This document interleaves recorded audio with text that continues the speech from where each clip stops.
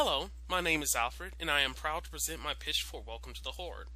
Welcome to the Horde is a 2D top-down single-player match 3 strategy game where the player is in control of a horde of zombies while attempting to eradicate what is left of the human race. In the game, there are 3 phases that are the movement phase, action phase, and resolution phase. When the player enters the movement phase for the first time, they will only be able to move 3 times.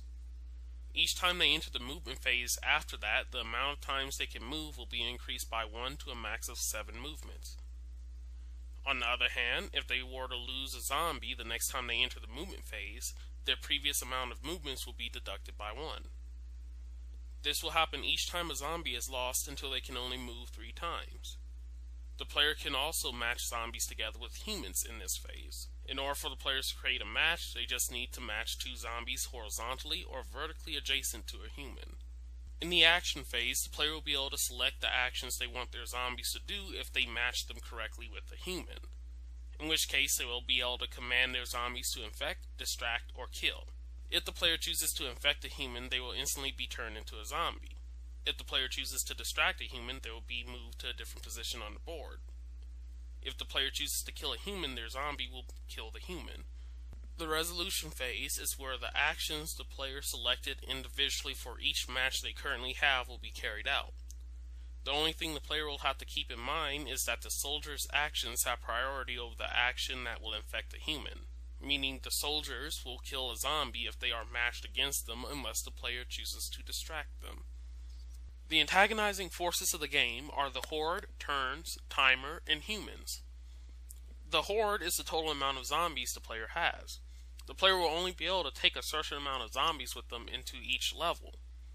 When the player completes the level, half the zombies the player creates in the level will be added to their Horde.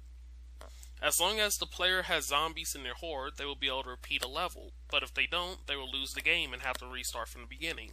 The player's turns in a level will be equal to half of the max amount of zombies they can have on that particular level. If the player runs out of turns, they will lose all zombies on the board and will have to restart the entire level. The same will also happen to the player if the timer reaches 0.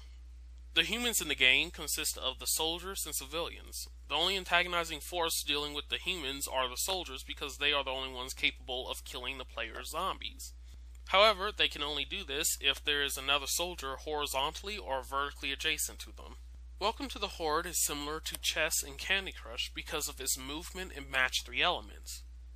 However, its addition of timers, turns, post-apocalyptic theme, and warlike gameplay is what makes it different. With that in mind, the only risks that I have identified deal with the art, audio, and coding for the game. The art for the game is minor and deals with the art on the icons and UI. The audio is a medium risk because I do not have a lot of experience with sound effects, and I am unsure if the other members of a team would. The coding is a major risk because I am not completely sure if a small team will be able to write scripts that will correctly check and carry out specific actions for matches the players make in the game. Other than that, I look forward to producing this game in the future. Thank you for your time.